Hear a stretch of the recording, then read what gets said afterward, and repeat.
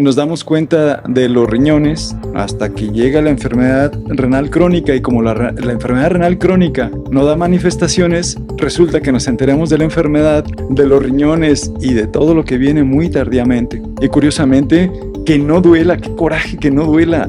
Yo digo, si doliera, estaríamos hablando y lo detectamos oportunamente. Ha incrementado la mortalidad por enfermedad renal crónica 40%. Actualmente, en Guanajuato, se ubica entre la causa número 11, brincando a la causa número 10 de mortalidad. Pero te voy a decir, para el 2040 y algunas proyecciones para el 2050, se convertirá ni más ni menos que en la quinta causa de muerte.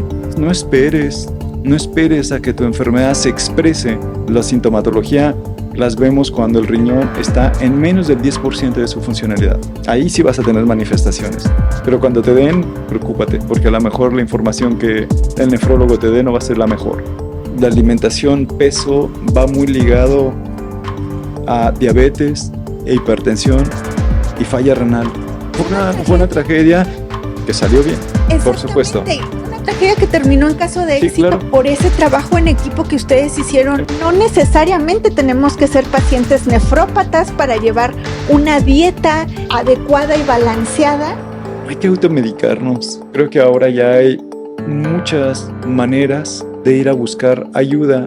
Comentabas de esa corresponsabilidad en donde me prescriben un medicamento. Hay que aprender a leer las cosas. Sí, en la etiqueta, lo que estoy viendo, nos la pasamos 3-4 horas viendo videos cortos, que no revisemos nuestros fármacos que nos dan. El Hospital Aranda de la Parra tiene todo un equipo de médicos para detección de enfermedad renal, para tratarla. Tenemos tiempo haciendo esto en el Aranda de la Parra. Hola, ¿qué tal amigos? Sean bienvenidos a un episodio más de su podcast Toda la Vida Contigo. Y el día de hoy les tengo una pregunta. ¿Tus riñones están bien? Híjole. Para responder esta pregunta, el día de hoy estamos aquí con el doctor Abel Torres, nefrólogo del Hospital Aranda de la Parra. Yo soy la doctora Victoria Bucio y comenzamos. Temporada 2, episodio 1. Doctor, muchas gracias por acompañarnos el día de hoy en esta plática, tomarnos el cafecito y que nos ayude a responder esta pregunta. Un buen cafecito, ¿eh? Comenzamos con un buen cafecito. Claro que sí, doctor. Híjole, qué pregunta tan interesante, ¿verdad? ¿Los tuyos están bien? ¿Cómo están tus riñones? Pues yo digo que están bien, pero hoy usted será el que nos guíe en saber si están bien o no están bien. De acuerdo. Y esta pregunta viene en conmemoración al Día Mundial del Riñón, ¿cierto? Sí, claro. El 13 de marzo. Pues empecemos por lo básico, doctor. Claro. ¿Qué son los riñones? ¿Para qué nos sirven los riñones? ¿Dónde están? ¿Qué nos puede decir al respecto? La verdad es que no podemos dejar de preguntar si están los riñones bien, si no sabemos ni siquiera dónde los ubicamos, ¿verdad? O qué hacen. Exactamente. Frecuentemente nos damos cuenta de los riñones hasta que llega la enfermedad renal crónica, y como la enfermedad renal crónica no da manifestaciones, resulta que nos enteramos de la enfermedad de los riñones y de todo lo que viene muy tardíamente. Pero bueno, los riñones es un par de órganos normalmente, ¿sí? Que los encontramos más bien en la parte posterior, a un ladito de la columna. La mitad de los riñones aproximadamente se alcanzan todavía a tapar con las costillas desde la parte posterior. Entonces, de ahí porque mucha gente asocia que haya dolor en la parte posterior de la espalda y digan, es que me duelen los riñones, advirtiendo que los riñones no duelen. Contadas excepciones vamos a tener dolor a consecuencia del origen renal. Y esto es infecciones. Una infección, por supuesto, que nos puede dar ahí un dolorcito o un dolorzote. Las piedras, especialmente cuando estas piedras están incrustadas en la vía urinaria, generan mucho dolor, pero normalmente la enfermedad renal crónica no duele. Entonces ya sabemos por qué las manifestaciones clínicas en la parte de atrás, por qué esa sensación de que cuando duele le echamos la culpa al riñón. Y estos riñones filtran alrededor de 180 a 200 litros de sangre al día, de los cuales de esos 200 solo producen 2 litros de orina. Entonces, date idea de lo sofisticada de su capacidad para filtrar este monte. Estamos hablando que 200 litros es el tambo que conocemos clásico que se utiliza en la construcción. Esos son 200 litros. Okay. Entonces, de esos 200 litros, solo 2 litros se quedan de orina. Y allí nos quedamos habitualmente con esa información, que el riñón solo hace eso, pero no, el riñón va un poco más allá. Parte de la salud ósea, parte de la salud de los huesos, viene generado por la activación de la vitamina D, que gran parte se forma en la exposición solar en la piel, viaja esta vitamina D y en el riñón funcional, activa esa vitamina D que le da estructura, que le da fortaleza a nuestros huesos. Es muy frecuente también que veamos que cuando los riñones fallan, necesitamos hormonas como la eritropoyetina, y la lógica es esa. El riñón las produce, cuando funcionan, no hay anemia, no hay problema, todo está perfecto. Controlan sodio, por supuesto, con el corazón, controlan potasio, controlan calcio, magnesio. Entonces, imagínate este conjunto, estas 1.200.000 nefronas por riñón, organizadas perfectamente en un órgano que está más o menos un poquito más grande que mi puño, funcionando a la perfección. Entonces, eso explicaría mucho por qué en falla renal estamos con tanto trastorno, ¿verdad? Y curiosamente, que no duela, qué coraje que no duela. Yo digo, si doliera, pues estaríamos hablando y lo detectamos oportunamente. Exactamente, otro cantar sería, pero bueno, entonces vemos que la función del riñón es muy compleja y es muy completa con respecto a nuestro funcionamiento. Sí. Lanzamos una solicitud de preguntas para nuestra comunidad y tenemos algunas con las que quisiéramos empezar. Sí, claro. La primera es de Karen RTB. Es una pregunta muy buena. Dice, mi pregunta para el mes del riñón es: el papá de mi hija al nacer, sus 2 riñones no se desarrollaron correctamente, quedaron pequeños, por lo cual le tuvieron que hacer un trasplante de riñón y ya pasaron 8 años de su trasplante. ¿Puede ser hereditario el problema del riñón con mi hija? Ella acaba de nacer y va a cumplir 2 meses. Fíjate que, si me permiten, me gustaría a lo mejor poner un poquitito de estadística ahí, que vale la pena conocerlo, respecto a los riñones, para terminar respondiendo esta pregunta que también me parece muy interesante y que yo creo que como esa debe de haber un montón de preguntas ahí que a veces no nos atrevemos a preguntar. Y que vale la pena destacar que ninguna pregunta es tonta, vale la pena destacarlo. Tenemos aproximadamente 750 u 800 millones de gentes con enfermedad renal en todo el mundo. ¿Sí? Ese es nuestro monto, asumiendo que tenemos mucho margen de error para diagnosticar la enfermedad. Se ha demostrado en muchos trabajos publicados. De estos pacientes que tenemos con enfermedad renal, afortunadamente la mayor parte de ellos están en fases muy tempranas, ¿sí? Pero la enfermedad renal, no nada más es decir, tiene una enfermedad, algo que sea muy manejable. No, estamos hablando que actualmente, con este monto, 1 de cada 10 que estén en un espacio promedio, en un espacio público, 1 de cada 10 tendrá enfermedad renal crónica. Y de este paciente con enfermedad renal crónica, podría ser uno de los que fallezcan prematuramente, porque hasta el momento es la 10ª causa, la enfermedad renal crónica, es la 10ª causa de pérdidas, años activos o funcionales por muerte prematura. Imagínate, o sea, pacientes muy jóvenes, cabezas de familia, gente que trabaja en lo que se te venga en tu cabecita, teniendo enfermedad renal crónica, tienen mucho riesgo de muerte prematura con toda esta pérdida que podrían darle a su familia, a donde se dedican. Y tomando en cuenta que México, nuestra expectativa de vida para la mujer es de 78 años, para el hombre es de 72 años promedio, y que estamos por debajo de muchos países, del promedio. Especialmente desarrollados.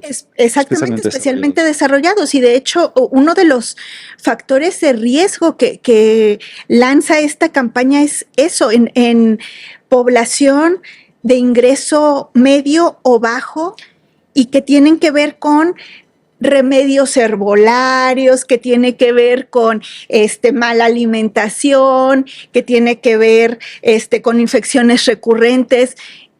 A propósito, si me permites comentarte, el otro día estaba escribiendo un video corto y lancé una pregunta que al principio me parecía un poquito agresiva, quizás ya cuando lo analicé. Y a propósito de tus comentarios de los tés y estas cosas, nos estamos perdiendo un poquito, pero vale la pena comentarlo. Déjame te digo por qué. Y puse, ¿tu médico es realmente nefrólogo o es un aficionado a la nefrología? No es lo mismo el experto nefrólogo educado en enfermedad renal que decir a aquel paciente, aquella persona que le gusta la nefrología, que le gusta saber de los riñones y que avienta cualquier tipo de test o combinaciones o fármacos que no están demostrados su utilidad, y sabiendo que tienes enfermedad renal te lo da. Como aquellas personas que te sugieren dietas cargadas de jugo, te desnutren, te baja la creatinina y te dicen que te están curando. Pero bueno, ese es un comentario que me parecía muy importante a propósito de lo que dijiste. Regresando un poquito al tema que hablábamos y a ver si terminamos de contestar esa pregunta inicial. Fíjate que hablábamos de años perdidos. Sí. Hablábamos años perdidos que pudieron ser útiles para esa persona con enfermedad renal. El monto de gente que tenemos con enfermedad renal. De 1990 al 2010, 2020, ha incrementado la mortalidad por enfermedad renal crónica 40%. Sí. Actualmente, en Guanajuato, se ubica entre la causa número 11, brincando a la causa número 10 de mortalidad. Pero te voy a decir, para el 2040 y algunas proyecciones para 2050 proyecciones, se convertirá ni más ni menos que en la quinta causa de muerte por lo que fallecen nuestros pacientes, en pocas palabras. Entonces te das cuenta de que la enfermedad renal crónica es un conjunto, es una caja de Pandora, y no nada más para el paciente. Dice, es que el paciente está enfermo de renal, con enfermedad renal crónica, no, está enferma la familia, está enferma el paciente y está enferma a veces hasta la gente que está muy cerca de ellos, ¿sí? Entonces ahí está la gravedad. Y la enfermedad renal tiene muchas variantes de posibilidades de causa, no de diagnóstico, de causa. Entonces tenemos la diabetes y la hipertensión que apuntaron en la lista. 2/3 partes de la enfermedad renal, básicamente en todo el mundo, son ocasionadas por estas dos enfermedades. Si mi paciente tiene más de 65 años, tiene más factor de riesgo de tener enfermedad renal crónica. Súmele. Si tiene obesidad, posibilidad de enfermedad renal crónica. Si tuvo una historia de enfermedad renal aguda o lesión renal aguda, antecedente de enfermedad renal crónica. Si tuvo infecciones de vías urinarias repetitivas, causa de enfermedad o posibilidad de enfermedad renal. Y la causa lo que nos comentan ahorita. No crecieron sus riñones.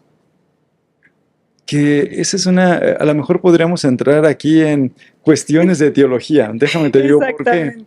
Porque dice la persona que nos hizo favor de mandar la pregunta, dice, a mi esposo, sí es correcto, a mi esposo le detectaron, no le crecieron sus riñones. Le quedaron pequeños. Le quedaron pequeños y lo tuvieron que trasplantar. Exacto, hace 8 años. Bueno, la pregunta concreta a ella dice, me preocupa que esta enfermedad pueda ser hereditaria y por supuesto que debe de preocuparle. Exacto. ¿Sí? Porque si hay enfermedades genéticas con un trazo y una penetrancia muy importante y que causan enfermedad renal crónica sabiendo, ¿sí? Enfermedad de Alport, enfermedades poliquísticas, y podríamos extendernos respecto a las enfermedades genéticas. Pero si esta persona, este señor esposo de la persona que nos hizo favor de mandar la pregunta, creció y se desarrolló como un adulto en altura, en peso, lo más probable es que esos riñones hayan estado bien de chiquito. Porque la enfermedad renal es tan evidente, no nada más radiográficamente y laboratorialmente, es tan evidente desde que está que no deja crecer a la gente. Entonces es muy probable que si esta persona se desarrolló en toda la extensión de la palabra físicamente, sus riñones fallaron en la adultez o probablemente en la juventud y se enteraron muy en la parte final. Si no, probablemente no estaríamos hablando de una persona que se desarrolló con tanta madurez. Que tuviera la forma de un adulto. Exacto, normalmente son pacientes que luego se detectan, terminan entrando a diálisis inmediatamente, a un trasplante desde muy pequeñitos. Entonces eso de agenesia o que no se forman o que hubo alguna cosa desde pequeñitos, la enfermedad no da margen para manifestarse. Si hubiera nacido sin riñones, lo hubiéramos detectado incluso inútero. Ok.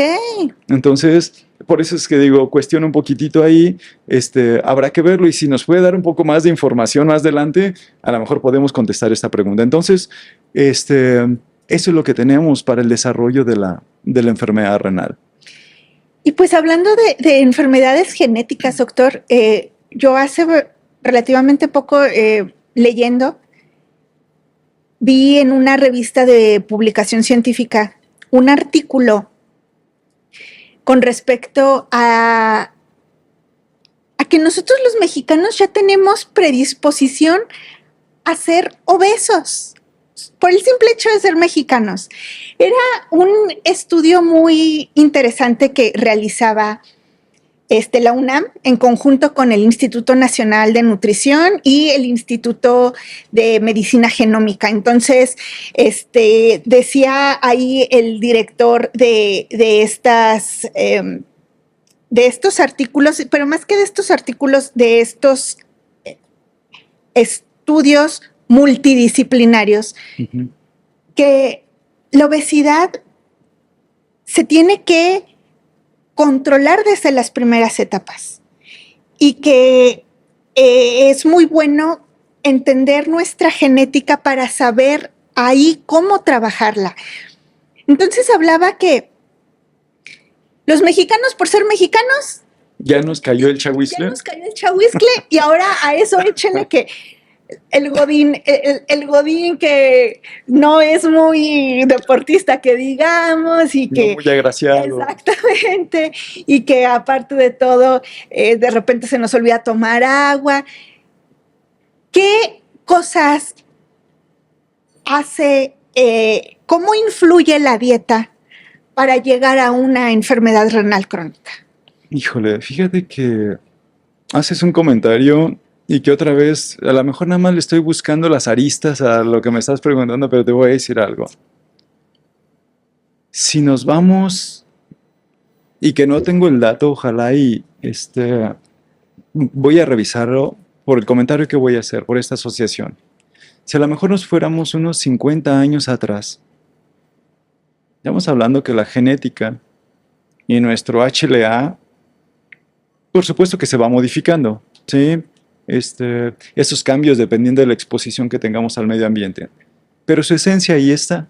Es esos genes, estamos hablando que no estuvieron ni ayer ni el año pasado, estamos hablando que tenemos mucho tiempo.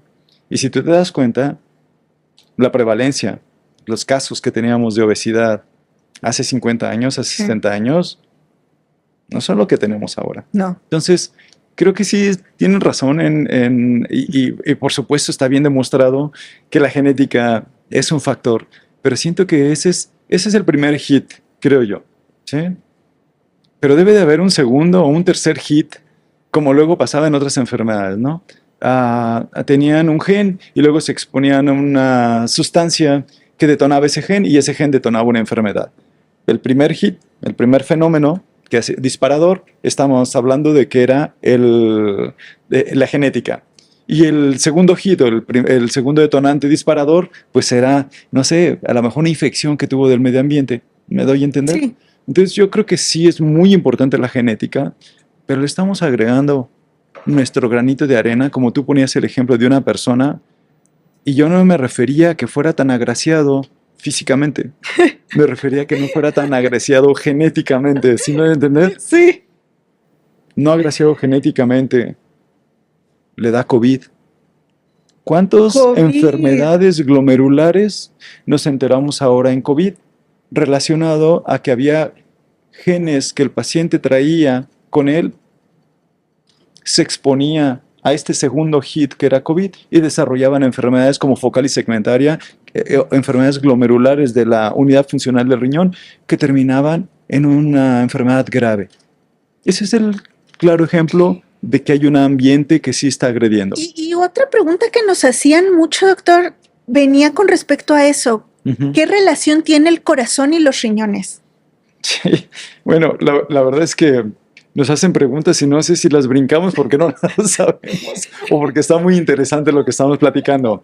Pero si me permites, antes de brincar a la cuestión de la relación del corazón y el riñón, uh-huh, me preguntaste, ¿qué tan importante es la alimentación dieta respecto a lo que está pasando?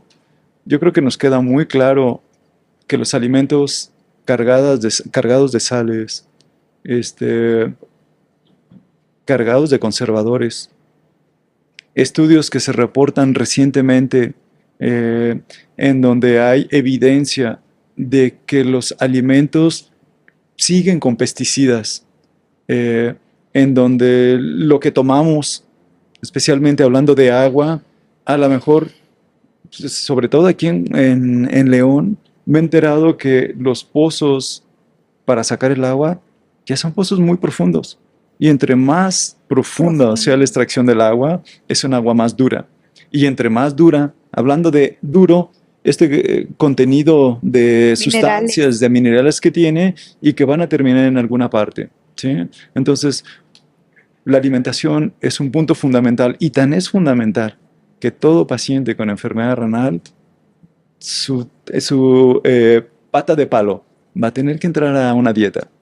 Forzosamente. Por eso es multidisciplinaria esta enfermedad. Por eso es que debe de haber un nefrólogo, y regreso a la historia de mi video corto que hice, porque en el momento en el que estamos no hay cabida para que haya una persona que sea un aficionado a la nefrología. Tiene que ser una persona que sepa nefrología, que esté entrenada, que tenga experiencia, y entonces vamos a estar en un lugar seguro. Ahora, corazón y riñón, los amiguitos de siempre y que nos vamos dando cuenta cada vez más últimamente. 2023, si no me equivoco, en noviembre 23 exactamente, se redefinió el síndrome cardiorreno-metabólico. Yo le diría renocardio-metabólico. Sí, siempre los nefrólogos por delante, con mis amigos cardiólogos, que los quiero mucho, que tengo mucho. Saludos a los cardiólogos. Saludos a los cardiólogos. Hay una relación muy estrecha.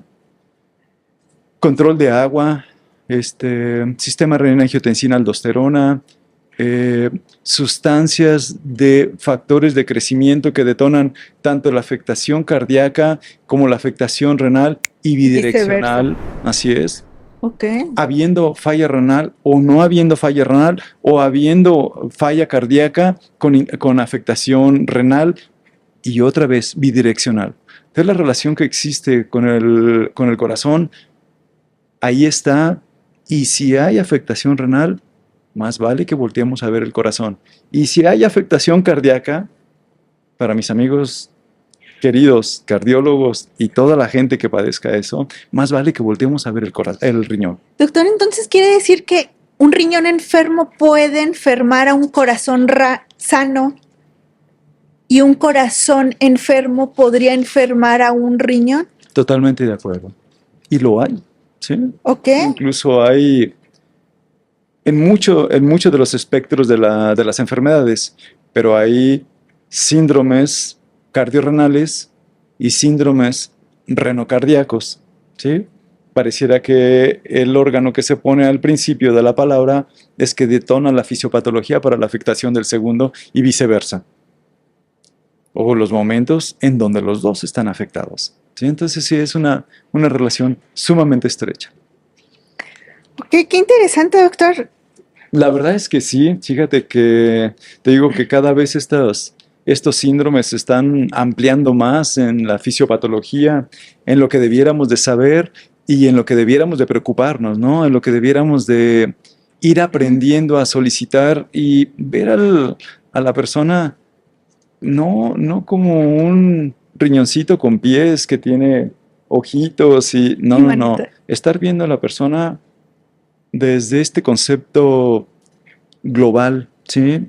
Este concepto en donde el paciente tiene muchos órganos y todos estos órganos tienen una interrelación y uno va a llevar a un problema con el otro si no se estabilizan y viceversa. Entonces hay que verlo como una entidad que luego nos separamos. Es que decíamos, es que soy nefrólogo, no, yo me quedo aquí. No, resulta que no, tenemos que preocuparnos ya por si el paciente tiene diabetes, si tiene problema de tiroides, si tiene problema de presión alta, problema de colesterol, ácido úrico, y entonces ya se hizo todo un ente que hay que cuidar. Uh-huh. Entonces, aterrizando un poquito más los factores de riesgo, Doc, porque pues ya decíamos, somos mexicanos, ya tenemos esa predisposición a la obesidad. Ya nos dijo diabetes, hipertensión, ya nos dijo también enfermedades genéticas, enfermedades inmunológicas, doctora, lupus eritematoso sistémico, artritis reumatoide, vasculitis, enfermedades del tejido conectivo, esclerosis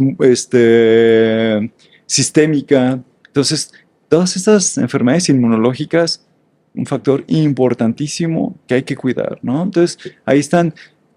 Ahora, si las dejáramos a libre evolución, vamos poniendo el ejemplo de diabetes, ¿sí? Si lo dejáramos a libre evolución, la literatura nos dice que 4 de cada 10 pacientes que tengan diabetes, 4 de cada 10 tendrán enfermedad renal crónica. Y esto a lo mejor nos da esta pauta para esto que nos trae aquí, que es el Día Mundial del Riñón, que si yo sé que padezco una enfermedad, que mi mamá tuvo una enfermedad renal crónica, me refiero a una enfermedad como la diabetes o la hipertensión que comentábamos.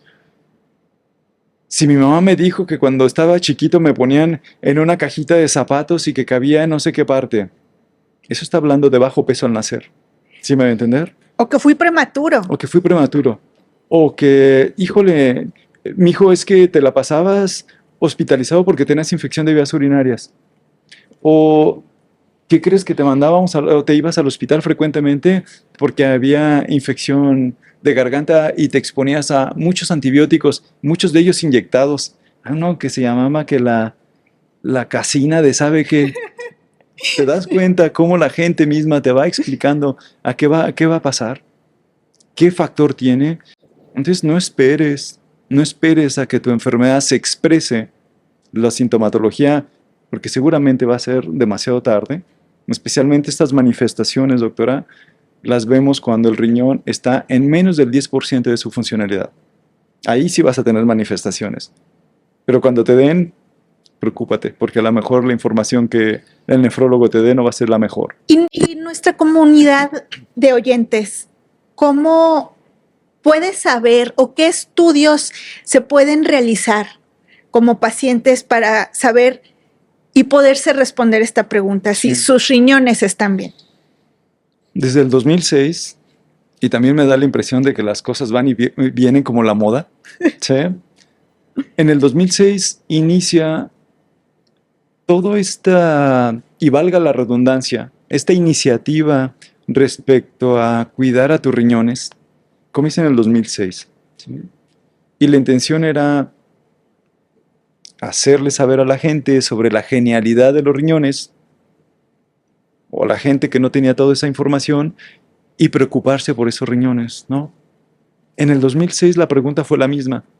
Si tú lo revisas históricamente en el Día Mundial del Riñón, y en la página ahí viene, ¿tus riñones están bien? ¿Sí? La verdad es que el diagnóstico de la enfermedad renal crónica en personas entrenadas, porque el hecho de que yo haya puesto y me regresé a mi video, estoy justificándome, ¿te fijas? El hecho de que yo regrese a esto es porque no significa que siempre al paciente con enfermedad renal lo tenga que ver un nefrólogo. Ok. ¿Sí? Hay gente entrenada que sabe perfectamente cómo interpretar unos exámenes de laboratorio que para fines de diagnóstico tendría que ser una química sanguínea. En la química sanguínea viene glucosa, urea o nitrógeno de urea y creatinina. Con esos tres parámetros, sabiendo el género de nuestro paciente y la edad de nuestro paciente, podemos estimar lo que le llamamos tasa de filtración glomerular, la funcionalidad renal, ¿sí? Y entonces la podemos englobar en 5 grados, donde el número 1 es el donde todos quisiéramos estar, y el número 5 es en donde ninguno nos gustaría escuchar llegar ahí, ¿sí?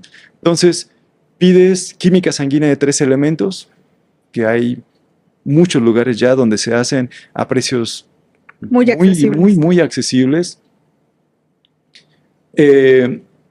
Albúmina y creatinina en orina de muestra única. Este estudio, en una muestra de pipí, idealmente debiera ser en la mañana, la mandas al laboratorio, te hacen estas 2 pruebas, deben ir a la par, creatinina y albúmina en la orina, en esta muestrita de orina que te dieron, reportada en miligramos sobre decilitro, y ahí calculas, ¿sí?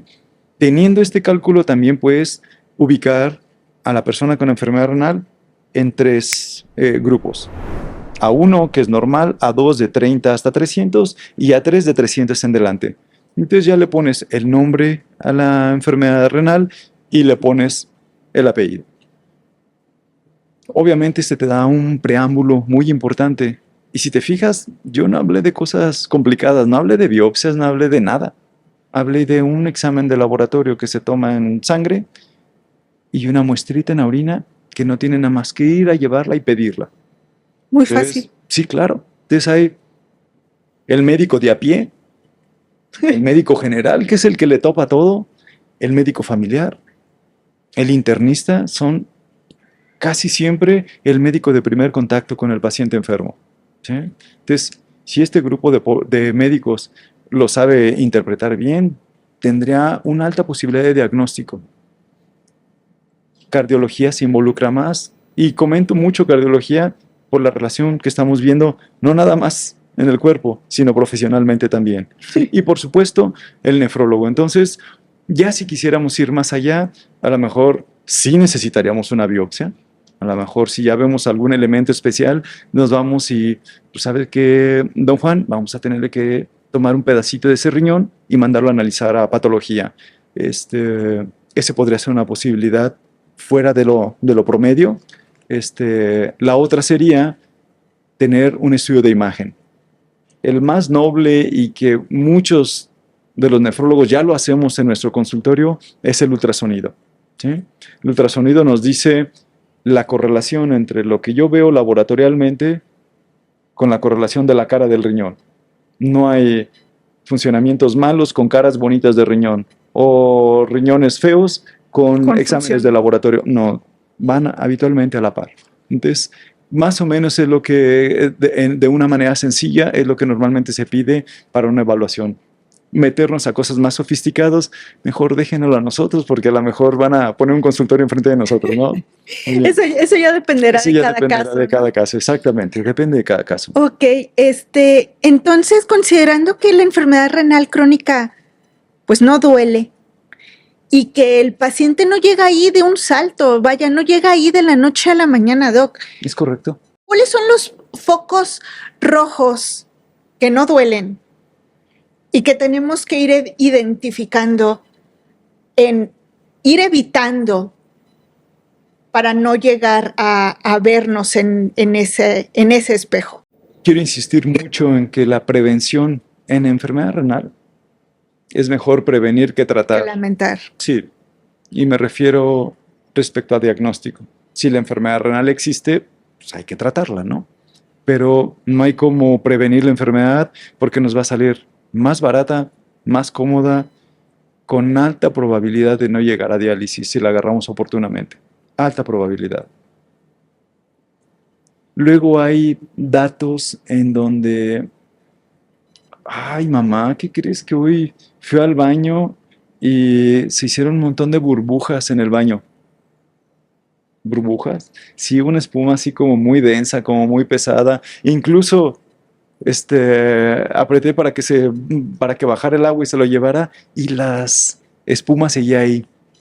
Eso habla que la orina se está haciendo por esta molécula, por la albúmina, por las proteínas, se hace más pesada y entonces la burbuja se hace más difícil de que se vaya. Son puntos que a veces no les tomamos en cuenta, pero son tan, que se pueden confundir con muchas cosas, no son tan fiables que los advertimos que pueden estar, pero se tienen que corroborar, porque luego, la mamá va y le echa algún tipo de detergente medio pesado y resulta que las burbujas se hicieron por el detergente que estaba ahí. Entonces hay que tomarlo con mucha madurez. Si hubo sangrado alguna vez, es que mi orina se hizo como sidral, ¿sí? O hubo un dolorcito justo en la zona donde platicábamos. A lo mejor son esos dejos que va soltando la enfermedad como para decirte, ponle cuidado. O de repente en la mañana me levanto y me siento como que hinchado. Como que algo se me nota aquí en los ojos que no tengo, ¿sí? O en la tarde los zapatos me quedan muy apretados y el calcetín se me comienza a marcar. Más vale que le pongamos atención al riñón y esta sintomatología. Pero si estamos hablando de prevenir, si estamos hablando que la prevención es lo mejor, hay 8 reglas de oro que definitivamente debiéramos de tocar. A lo mejor muy trilladas si quieres, ¿sí? Pero no por eso dejan de ser obsoletas o dejan de ser ciertas. Y tan ciertas y tan importantes son que la misma OMS, el director de la OMS habla de cómo tenemos que atacar la obesidad, la campaña mundial, porque esta es una campaña mundial del Día Mundial del Riñón. Por supuesto.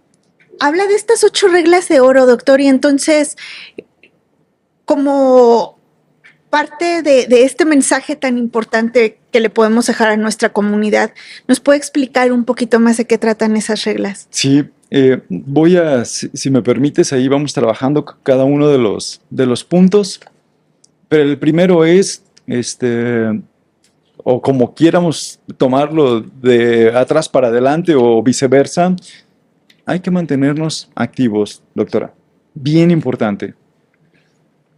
En el 2017 se publicaron 2 artículos muy importantes que nos hablaban respecto a lo que tendríamos que hacer de ejercicio para que este ejercicio fuera sustancial.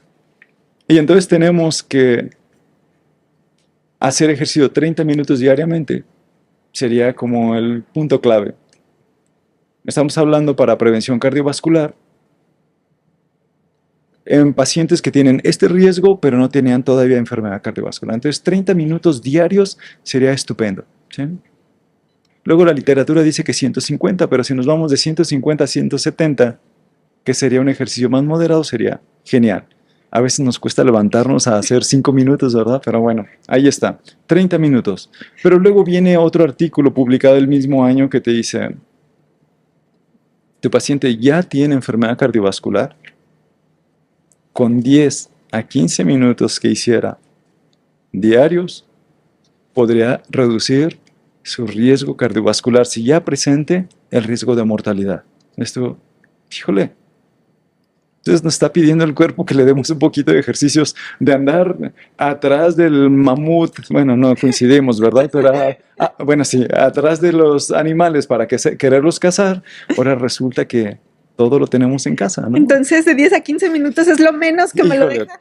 Ojo, estamos hablando en enfermedad cardiovascular. Tú no te ves como enferma cardiovascular, doctora. Entonces yo creo que esperemos que no. Tendrás que tener tus 30 minutos obligados diario. Entonces, hay que mantenernos activos, ¿sí? Idealmente, aeróbico, y una vez que tengamos aeróbico dominado, especialmente si tenemos más de 45, 50 años que la masa muscular se va perdiendo, debiéramos de meterle un poquito de ejercicio anaeróbico, un poquito de pesas. No hacer las pesas, nada más levantarlas. Ya hay pesas hechas, entonces nada más para levantarlas. ¿De acuerdo? Entonces ese es uno de las 8 reglas que deberíamos de cuidar.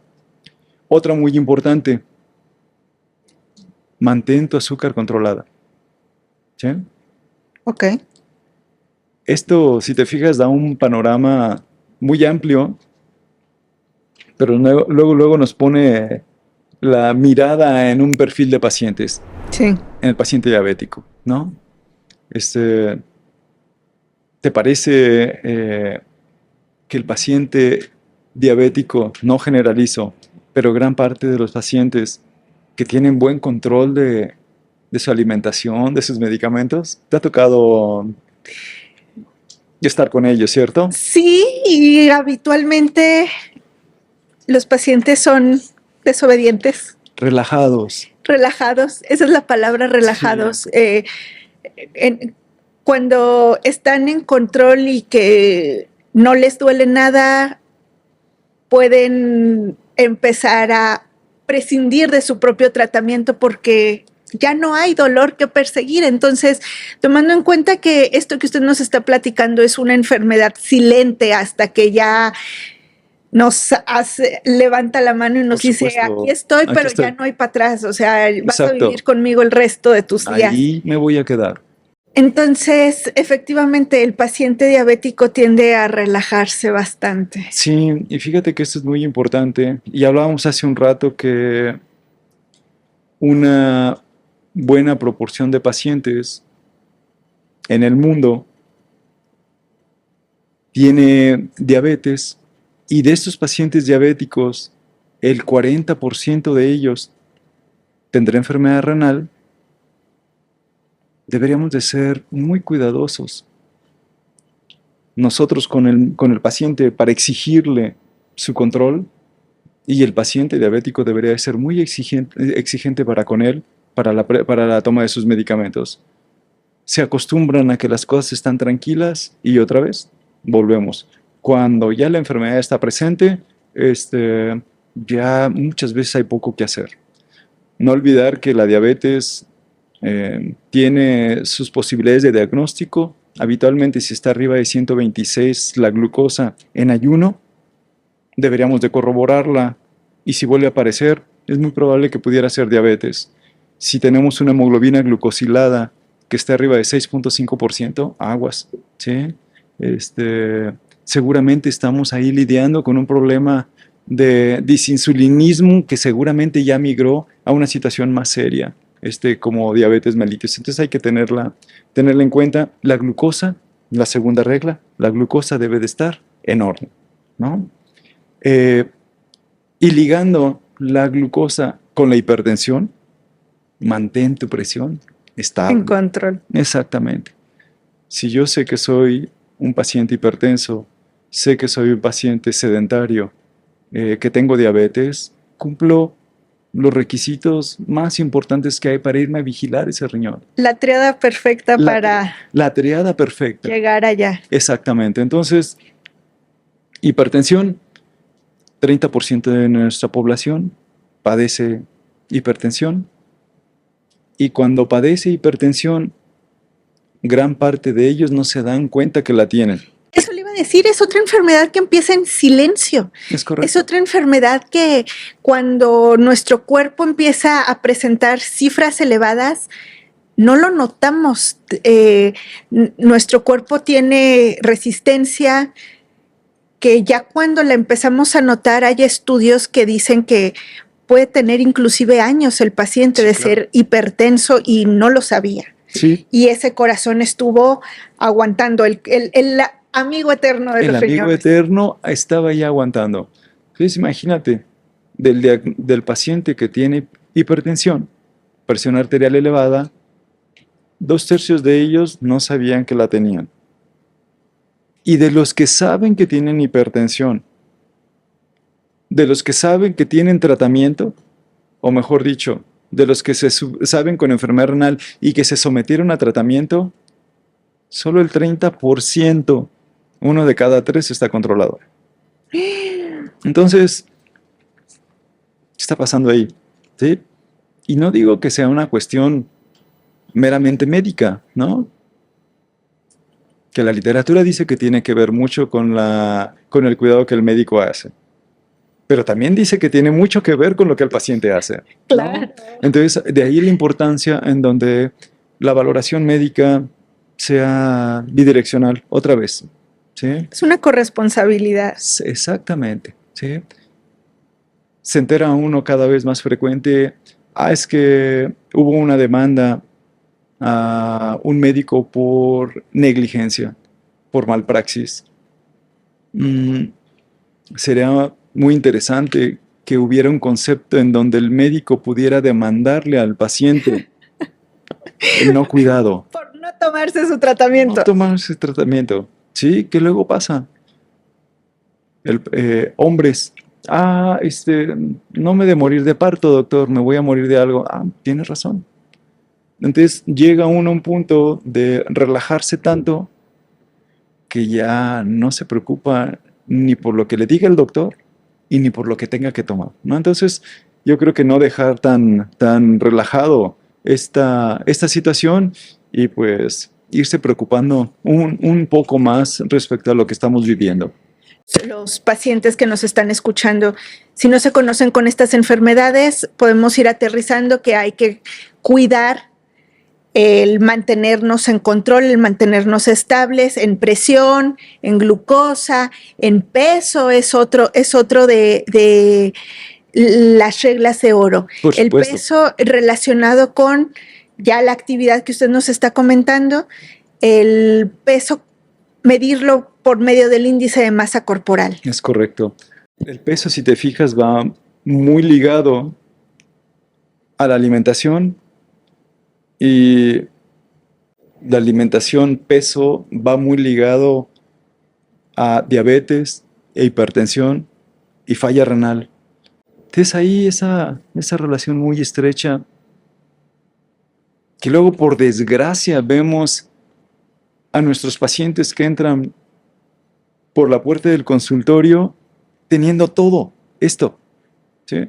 Si nos estamos preocupando por diabetes y veo mi paciente desde que llega a la consulta dificultándosele caminar, que se notan sus piernas rozándose una entre otras, con su cuello pigmentado un poco de más de lo que debiera, me está gritando lo que está teniendo el paciente desde que se siente al lugar donde tuvo la confianza a ir a valorar. Entonces, desde ahí estamos viendo, ya vimos un paciente con obesidad, con resistencia a la insulina, datos de resistencia a la insulina, si le cuesta trabajo, y se está rozando hasta los pies, probablemente el edema relacionado a falla renal, porque déjame decirte que en obesidad hay enfermedades del riñón propias de obesidad, ¿sí? Que es la glomerulopatía propia del paciente con obesidad, en donde se exige tanto el riñón, todo este peso que tenemos de más genera carga, hipertensión adentro del riñón, no nada más acá, adentro del riñón, y entonces comienza a perder proteínas, comienza a gritarnos el riñón que allá hay algo, no nos preocupa porque la obesidad de alguna u otra manera ahí está controlada. Dice por allí un eslogan, ¿qué es lo primero que ves y es de lo último que hablas? Tienes razón, ¿Te das cuenta? Sí. Lo percibes inmediatamente, pero no me hables de obesidad porque me lastima o me incomoda que hables de eso. Y es cierto, hay que respetar mucho la integridad del paciente, pero una cosa es, sobre todo si va a la consulta, el hablar en el respeto de una persona, hablar de un diagnóstico de una enfermedad. Entonces son muchas cosas que tiene uno que tomar en cuenta. La Organización Mundial de la Salud nos grita que tenemos que cuidar que nuestro paciente, si está obeso, ayudarle. Hay muchos medicamentos ahora, especialmente GLP-1, para tocar el tema específicamente de estos medicamentos, que ya han demostrado con mucho detalle que nos ayudan a reducir de peso sin correr el peligro que corríamos con los otros medicamentos. Entonces, sí hay manera de ayudar a nuestros pacientes. Endocrinología, medicina interna, nefrología, debiéramos estar entrenados para prescribir este perfil de medicamentos que ayuden a que baje de peso y revertir todas estas cosas. Entonces ahí estamos con otros datos bien importantes, que es la alimentación, que es la diabetes, que es hipertensión, que es el peso.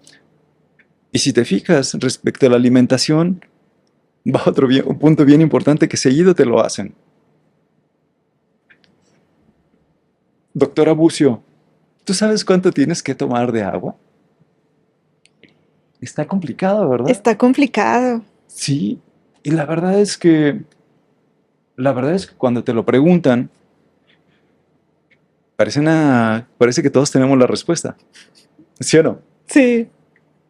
Ay, tómate unos electrolitos, Ay, que fui a hacer ejercicio y me eché un jugo para reanimarme y luego me fui y me tomé unos electrolitos.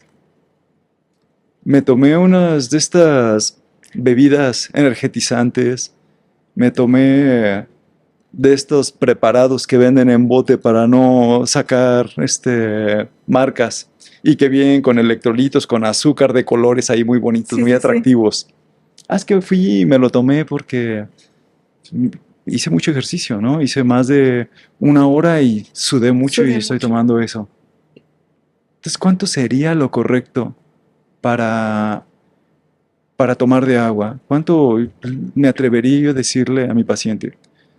Parece que lo que sí hay de consenso es que entre más pequeña esté la persona, requiere un poco más de agua.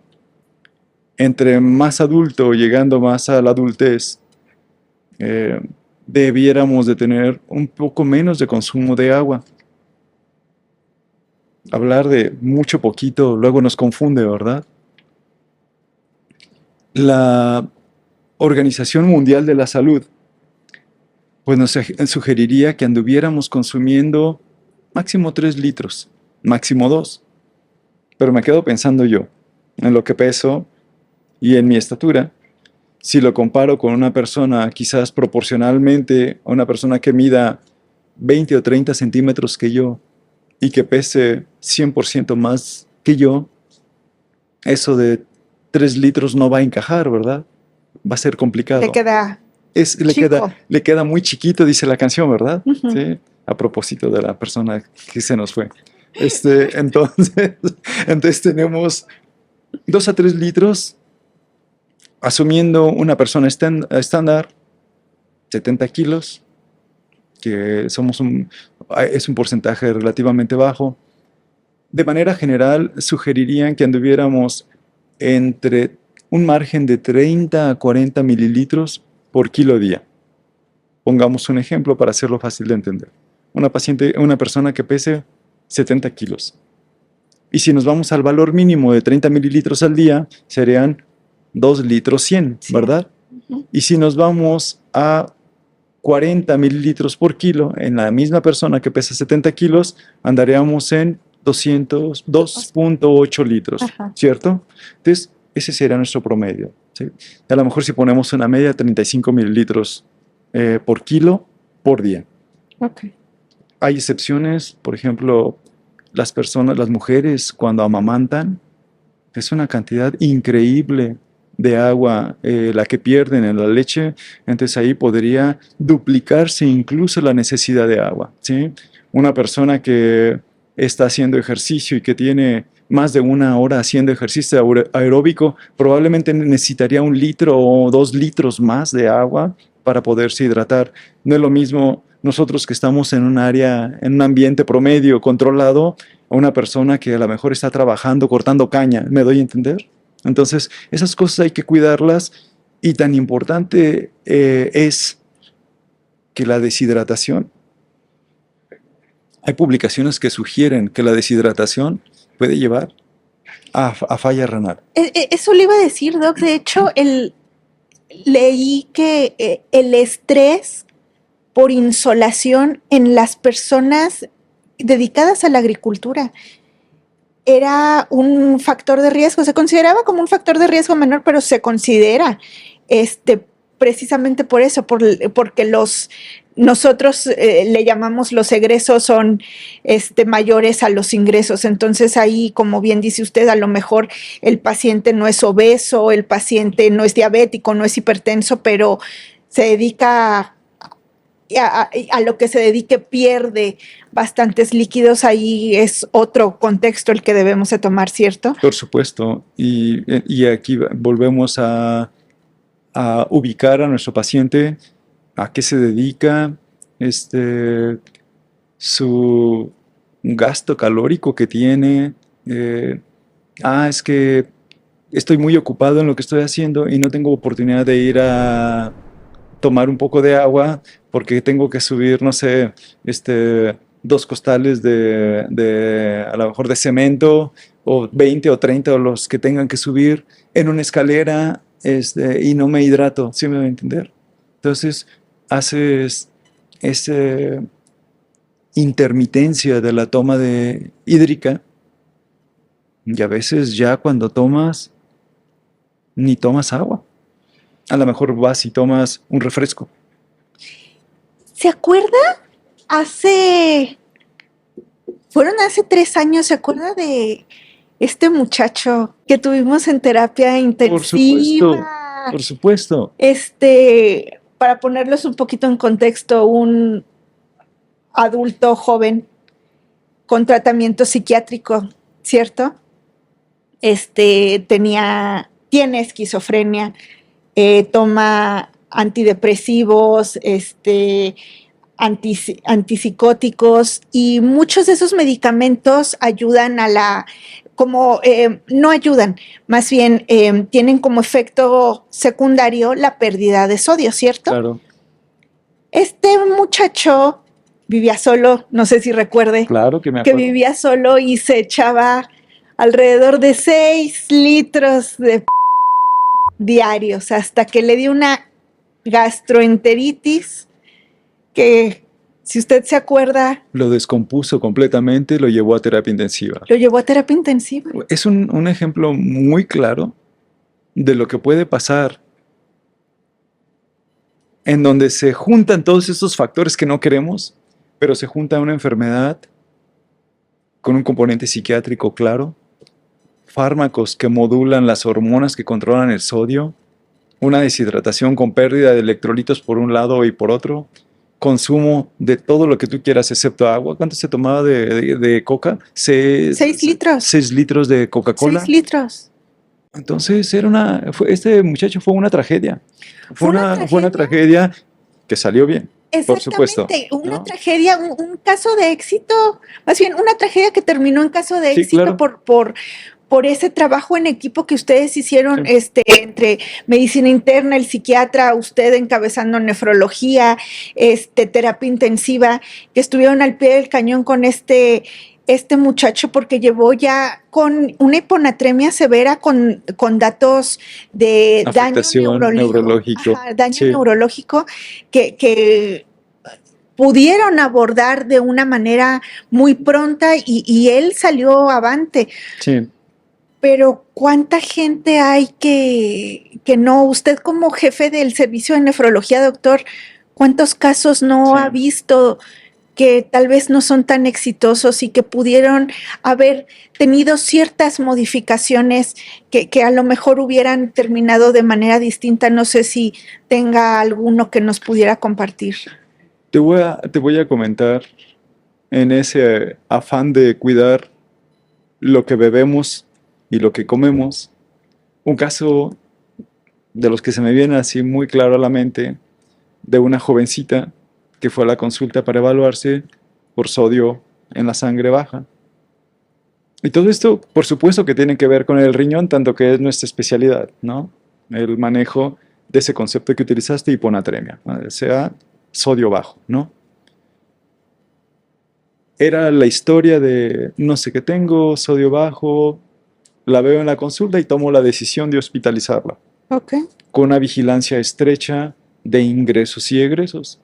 No te voy a hacer la historia larga. El problema fue que era una jovencita que tenía obsesión por tomar agua. ¿Sí? Entonces, este sodio, esta sal, se diluyó. El cuerpo tiene mecanismos de compensación extraordinarios, como ya lo hemos estado platicando. Entonces, cuando hablamos de trastornos del sodio, no hablamos meramente de trastornos de sal, hablamos de trastornos de agua. Si tú tienes un sodio en un nivel, pero su diluyente es mayor, o si el diluyente es menor, o le pones hiponatremia, porque asumes que está bajo, pero el sodio nunca se ha movido. ¿Quién se ha movido? ¿Quién es? El agua. El agua. Y si el sodio está bajito, pues entonces dices hipernatremia, el sodio subió. ¿Me doy a entender? Claro. Ok. En este caso en particular de esta jovencita, lo que hacía era tomar más agua de lo que necesitaba y entonces hacía parecer que el sodio estaba bajo. Cuando la meto a hospitalización, después de todo el abordaje que hicimos, entre ellos reducir la prescripción de líquidos vía oral, el sodio se resolvió. Entonces, aquí están estos extremos en donde debe de uno ser muy prudente en lo que está uno haciendo como médico y como paciente. Y es que mucho empieza por lo que comemos, Sí. Doc. Alguna vez en otra ciudad bonita de Mexicana. mexicana, había una paciente que llegó corriendo a urgencias. El esposo muy agobiado porque llegó gritando y llorando. Mi esposa no es epiléptica, no se sabe epiléptica, pero convulsionó en la casa y no se puede mover, algo le está pasando. Yo creo que le dio un derrame cerebral. Y la señora con unos espasmos tremendos. La señora ya se conocía con enfermedad renal crónica. Entonces, pues ya sabe, siempre el abordaje en urgencias, se le hacen estudios para revisar sus condiciones generales y pues encontramos el potasio por los cielos. Se le manda a llamar a su nefrólogo de cabecera y ya le empieza a interrogar. A ver, señora, ¿qué ha comido? ¿Qué comió hoy y qué ha comido en este último par de días? ¿Cuántos plátanos se comió con cuántos jitomates? ¿Ah? Eso, y le dijo, no, plátanos no. Le dice el nefrólogo, usted no está siguiendo la dieta. Claro que sí, usted me mandó a la nutrióloga, yo estoy siguiendo la dieta. A ver, señora, ¿qué comió? Mire, me comí una ensalada con lechuga y jitomate, claro, con un tecito de manzanilla. Me eché también unas nueces. Mientras más le decía el nefrólogo, se ponía así el color del jitomate de la ensalada. Y le explicaba, señora, el potasio solamente se come. No se absorbe, no se metaboliza, no, nada. Usted no me está diciendo completamente la verdad, no está siguiendo la dieta de la nutrióloga. Entonces, ahí el nefrólogo ya me dice, te voy a dejar tu paciente como nueva, subió a la sala de hemodiálisis y hizo su magia, tun. Claro. Y sí, a las horas ya me habla, tu paciente ya no tiene espasmos, todo bien, doctora, se regresa a casa y la vamos a regresar con la nutrióloga para que ajuste esa dieta. Entonces, a lo que quería llegar, porque alguna vez un familiar me dijo eso, cuando mi paciente se complique hablamos. De lo que estamos platicando, doctor, no necesariamente tenemos que ser pacientes nefrópatas para llevar una dieta adecuada y balanceada que sea buena para nuestro organismo. Claro. Y por eso es que la OMS, regresando a ese tema de la obesidad, pone el foco rojo en los productos altos en azúcares, los productos altos en sodio y los productos sumamente saturados, pero los englobaba en los productos procesados, por supuesto. Ultraprocesados. Entonces, dentro de esa regla de la dieta, explicaba ahí la campaña que no es una dieta solamente bájale a la carne roja, sino cuida estos niveles, cuida los azúcares, cuida la sal, cuida los productos ultraprocesados, porque todo eso a la larga nos puede llevar a ese foco rojo de la enfermedad renal. Entonces, regresando a la pregunta que hicimos en un principio, ¿qué tanto influye la dieta en toda esta relación? Es indispensable. Mis recetas, y que seguramente lo hacen gran parte de los nefrólogos, uno de los apartados importantes, ya no nos quedamos es en la prescripción de fármacos, es en la prescripción dietética, en donde abordamos temas como proteínas, cantidad de proteínas, por kilo por supuesto, purinas, estas sustancias que detonan la formación de ácido úrico, sales, sal específicamente, cantidad de sal, cantidad de fósforo, cantidad de potasio, agua. Entonces, la dieta, si te fijas lo que hemos platicado, son reglas de oro para prevenir enfermedad renal. Entonces, no estamos hablando necesariamente de pacientes, como bien lo describiste, pacientes enfermos del riñón. Estamos hablando para la población general, especialmente si tiene factores de riesgo, ¿no? El paciente que lo catalogamos como nefrópata, ya el paciente con falla renal, o sí tiene que llevar dieta, ¿sí? Entonces, es un elemento muy importante. Y tan importante como hablar de los otros dos puntos, si estás de acuerdo que los toquemos, respecto a al cuidado del paciente, de la persona que tiene riesgo de enfermedad renal, que es el tabaquismo, ¿no? Otro punto muy importante que en la consulta te preguntan, doctor, ¿y realmente hace daño fumar? ¿Te ha tocado que te hagan esa pregunta? Sí. Muy interesante que alguien se atreva a cuestionarlo. Quizás olvidarse de todo lo que viene de investigación detrás del tabaquismo, ¿sí? A lo mejor cuestionarlo. Hablábamos hace un ratito que ninguna pregunta debiera de ser tonta, ¿verdad? Me refiero a olvidar toda esta información, toda esta montaña de información relacionada a tabaquismo y todas las patologías, entre ellas cáncer, por supuesto, y enfermedad renal.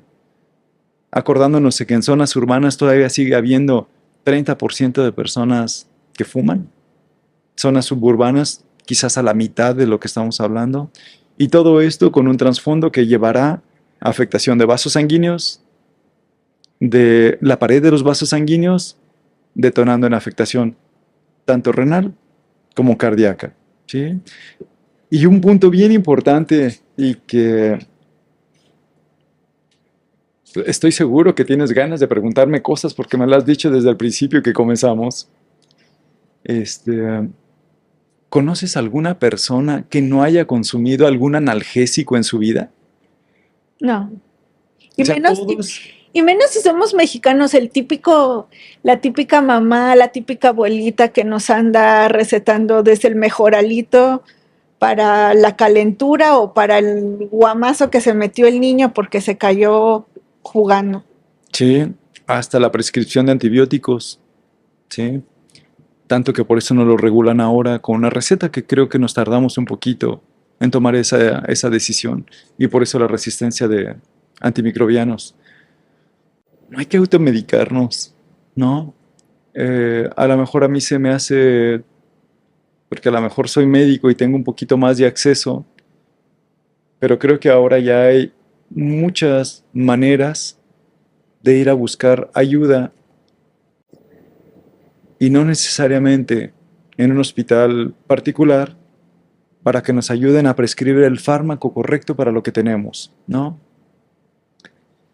Es que me duelen las rodillas y me dijo mi comadre que ella se tomó 3 pastillas de ajo rey y se le quitó. ¡Ajo rey!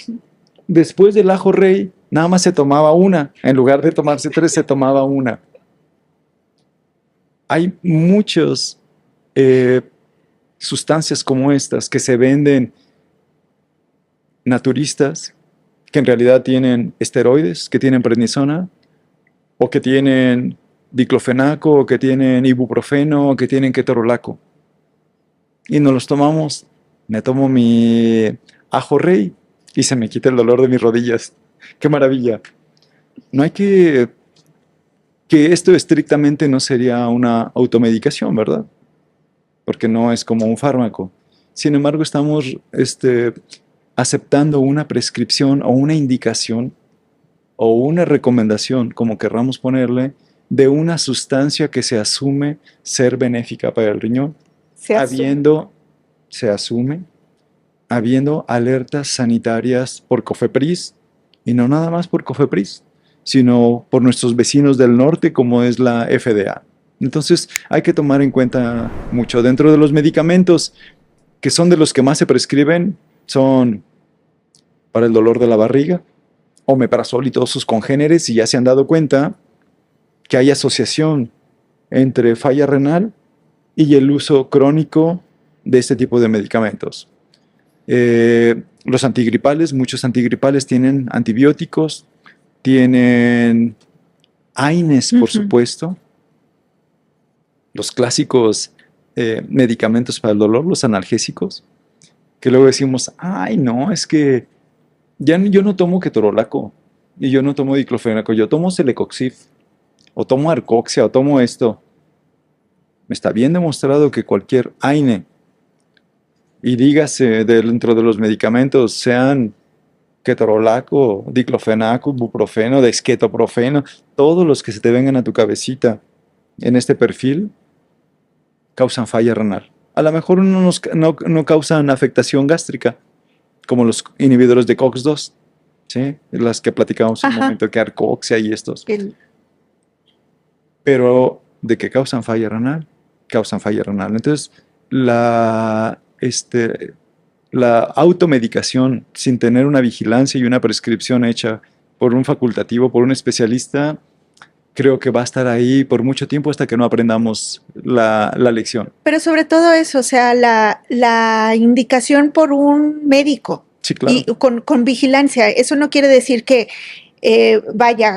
cuando vayan con el traumatólogo y que les recete porque traen un esguince o traen cierto problema y les da su tratamiento bien establecido conforme horarios y periodo de tiempo, sobre todo eso, respetar la periodicidad. Claro. Si dejó 7 días, son 7 días. Si dejó 2, si dejó 3, eso no quiere decir que es de aquí para el real. Sí, claro. Entonces, ojo, no estamos diciendo que esos medicamentos por una toma, el riñón se va a ir. No, por supuesto que no.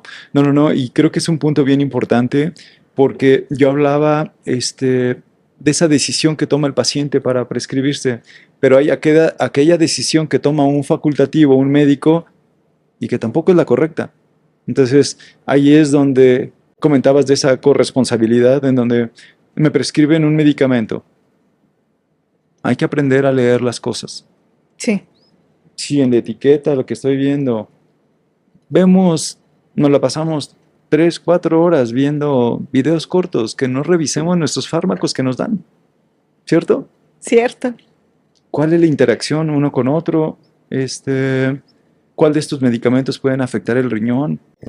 Y es una manera de ir aprendiendo las cosas. Entonces, creo que nos quedamos, desarrollamos todos estos puntos para concientizar concientizarnos de la importancia del riñón. Creo que yo cada vez que platico sobre si mis riñones están bien, sigo aprendiendo cosas, ¿no? Entonces es algo muy, muy interesante, doctora Bucio.